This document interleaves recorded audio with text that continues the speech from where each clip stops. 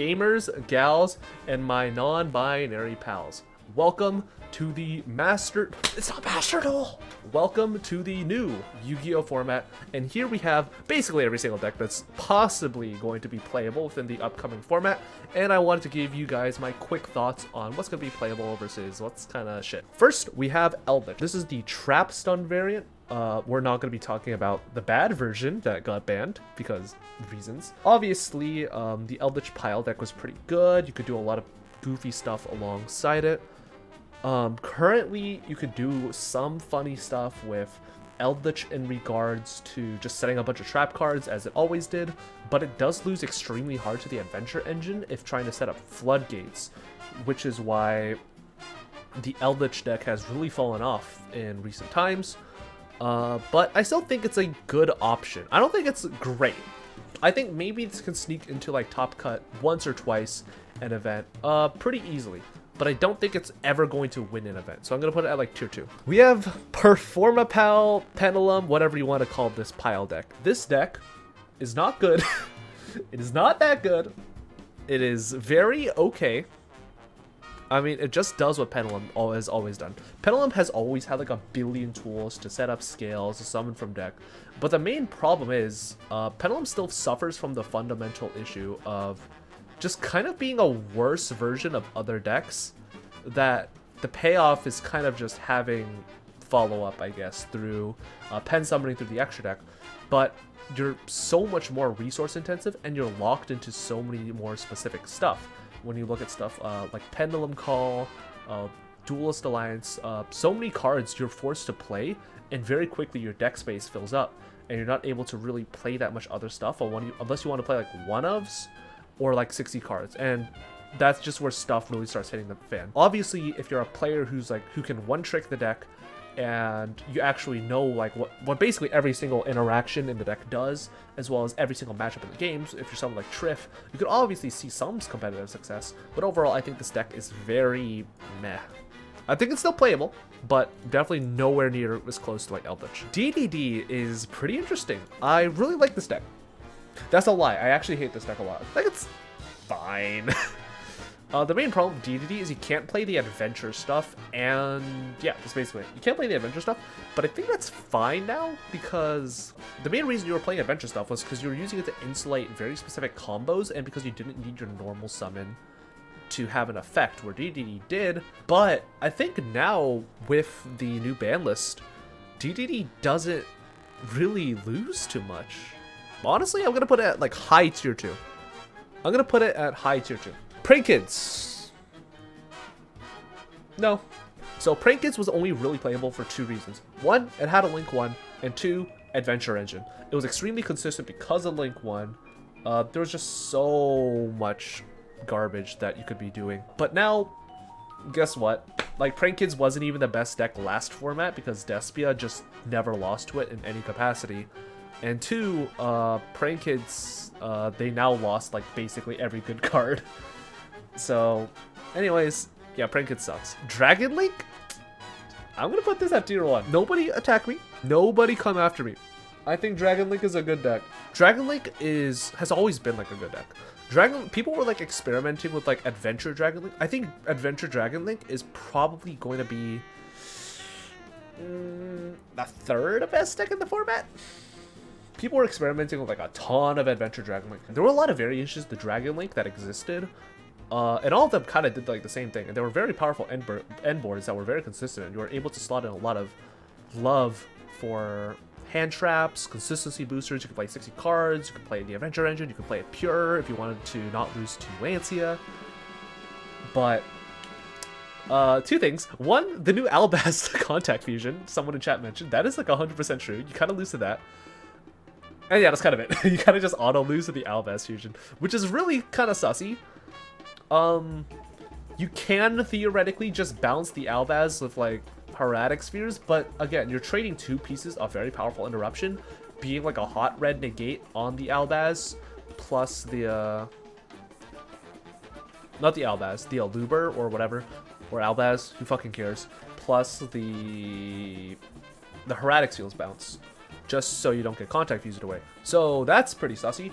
Also, you lose very, very hard to Super Poly. So, actually, never mind. The more I talk this out, the more I realize that kind of fucking sucks. Definitely way better than Eldritch. Probably better than DDD? Yeah, I'd probably say that. Synchron is really interesting. That is the word I will use to describe decks that I don't really have a great descriptor for because they are either very simple or very boring. Just Synchron is kind of both. Synchron is very much just like, summon Junk Speeder, get a bunch of whatevers. Yeah, it's not that good. It loses to a single hand trap. You can chain block it sometimes if you have stuff like Double Warrior. But the main problem is that, yeah, you lose the Imperm. You lose the Imperm, you lose the Nibiru. There's so many cards that you just insta-lose to that is just not worth playing in any capacity, in my opinion. The choke point is extremely defined, and it's just extremely weak. And even though we did get Gen Synchron back, so we have more explosive follow-up plays, it's just no. Sorry. Nope. We have Tri-Brigade. Tri-Brigade's interesting. I went from thinking like Tri-Brigade is like really, really good to thinking like this deck sucks. The main problem for that is mainly because Verte is banned. The main reason why Tri-Brigade was even remotely playable last format was because you had really funny interactions with being able to search with Courier with like Shureg or something. I don't really know how you're doing it. Additionally, you were also able to Verte into like Mirror Jade or something. And that was like an interaction you had to be pretty aware of. Unfortunately, Tri-Brigade just no longer has that option. So if they still had, you could still technically play like 3 Brand Fusion, just hope you sack into it. But I don't think it's like that good. Maybe like tier 2. Sun Avalon, Plant Link, whatever you want to call this. The Therion, Plant Adventure Therion, like who cares? This is a very cool deck. Unfortunately, it is not a very good deck. The main problem the Sun Avalon had before anything was that you lost to any interaction. I am not kidding. If they impermed you once, you lost. At any point in the combo, if you didn't just hard open the piece that you needed, you could not extend. There was no possible way you could play through one hand trap, much less 2. But now, because you have Therion and the Adventure package, we're able to have Insulation plus an Omni Negate that we are able to end on. So, in theory, Plant Link should be good. But unfortunately, it still suffers from extreme variance issues of not always being able to find the Therions plus the Adventure stuff. And secondly, it is extremely susceptible to any form of disruption. I mean, you lose to Raigeki Break on the seed, so why? DRYTRON got Ben 10 back to 2. Unfortunately, it does not have Union Courier, it does not have Ava, and DRYTRON still sucks. So, nope. No thank you. It's probably better than all these decks, though. Yeah, it's not good, but it's way better than this dog shit. Despia.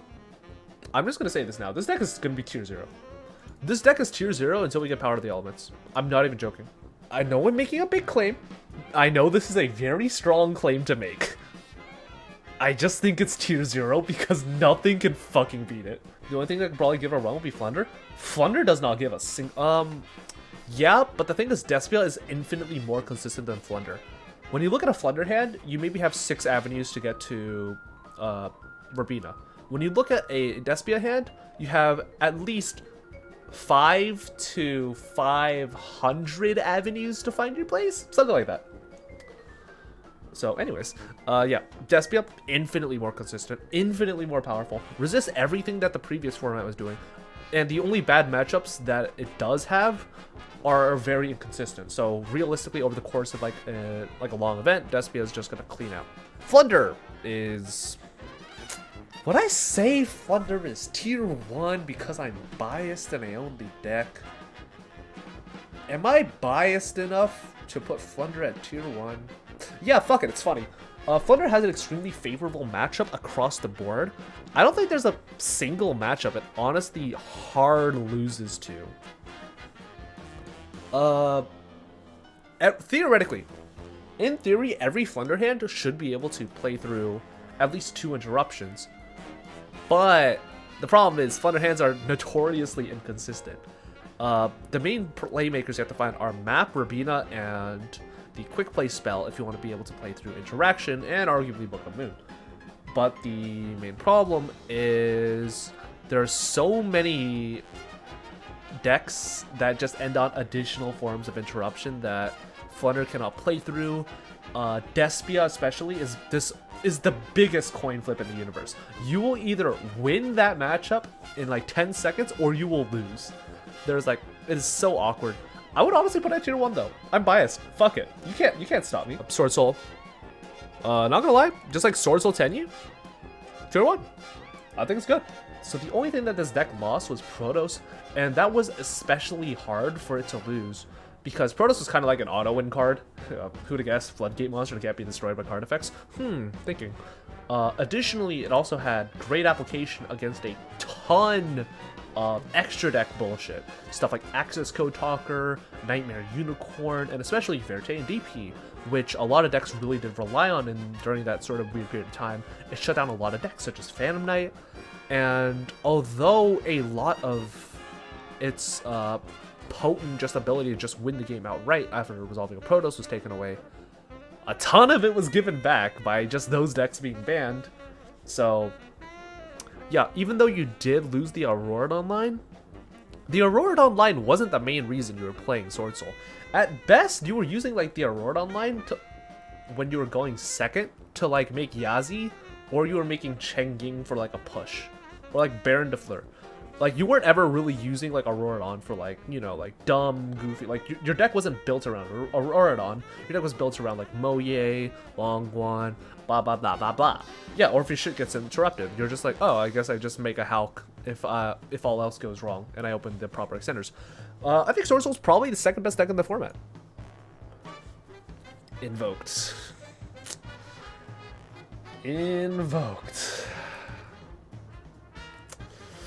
Invoked, huh? We're gonna roll a dice to see where this can go. 6 is a reroll.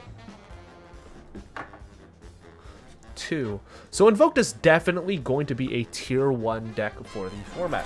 I think that Invoked is definitely a very, very powerful deck, especially at the start of formats, and knowing that the format is has a much lower power ceiling, and especially that Invocation provides a lot of really funny interactions when it comes to opponents' cards, such as banishing like your opponent's lights, like Despia's lights for Mechaba. You can banish their darks for Kalega, and the deck can also natively play Super Polymerization, along with a ton of other fusion support such as Shaddoll Fusion, etc., etc.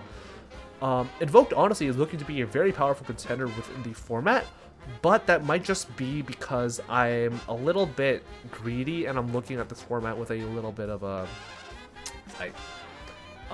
like rose-colored glasses in regards to like everyone kind of looks at Invoked at the beginning of the format like really powerfully, but it did fucking go like 11-0 in Swiss at Charlotte, so it's really funny. What, Despia lights? Are there Despia lights? Doesn't Despia play lights? Oh! Lubellion, I guess. Lubellion, I guess. Despian Corardis? I don't know. Virtual World. Virtual World was almost really, really good. Punk Virtual World was a really interesting take on the deck, where you would use like stuff like Emergency Teleport to go into the Noah Punk Shimin, to go into Madam Spider, you search the Emperor, you got to make Calc, and you got to do the Aurora Online, with the primary purpose of being able to see Cupid pitch in order to search Lulu, because the stat line lined up very funnily. So that was cool. Chat, say with me. Say the U word. Unfortunately, Aurora got banned, so they lost that avenue. You could still technically play like Punk VW. It's just like the main benefit got completely taken away, so it's just kind of asking like what other deck is asking to play it. I put it in Rogue. It's way better than this dog shit, but again, not really that good. Sky Striker is a cool deck. Sky Striker can play the Adventure Engine, but it was kind of hard carried by DP. By kind of, I mean very hard carried by DP. Striker was literally unplayable until it got DP. That's just the reality of the universe. But yeah, big sad.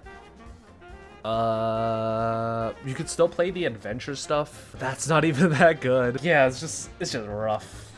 It is rough. I put it in Rogue just because Engage is a card, but realistically, it's starting to look like this, if I'm being honest. Based Pile. Based Pile went from being like a tier 1 deck to being a dog shit deck. No more multiple Hauka Fibraxes, a bunch of its consistency and extra deck cards are limited or just banned. Auroradon is banned, Hauka's at 1, Shooting Riser's at 1, Red Rose Dragon is at 1. Just no point. No. Terrible deck. And finally, we have Salamangreat. Salamangreat, we're going to put this in the Rogue tier. Why? This deck has always been extremely consistent.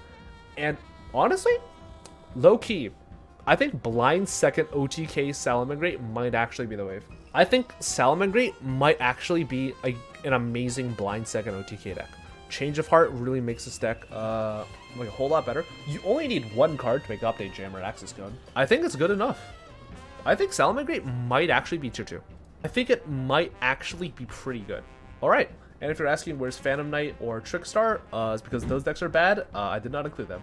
Alright, leave what you thought about the tier list in the comment section down below. Bye-bye.